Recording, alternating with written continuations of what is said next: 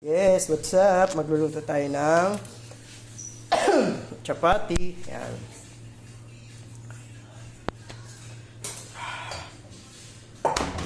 Okay. Marunong naman tayo magluto. Kaya lang, hindi natin Kabisado. ginagalingan. Kasi,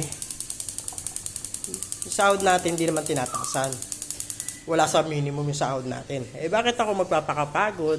Diba? Tapos sa sahod mo wala sa minimum. Oh. So, tama lang yung tamang trabaho lang. Na hindi naman nila masabing lugi sila. Ayan ang chapati. Yahoo! Tapos lalagyan natin ng oil. Yeah! Oil.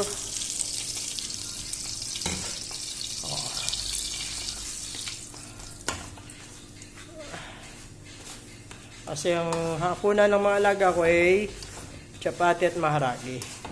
Yan. Oh, sorry.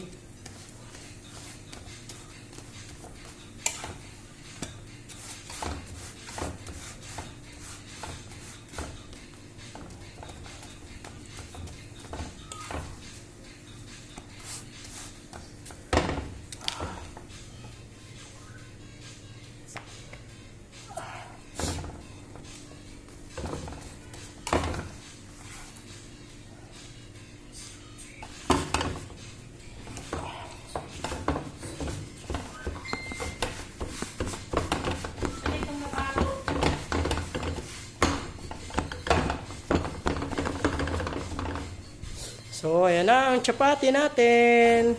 Oh, ito na yung finished product. Oh, see? Okay. So, ito naman ay natin. I-roll pin pa natin.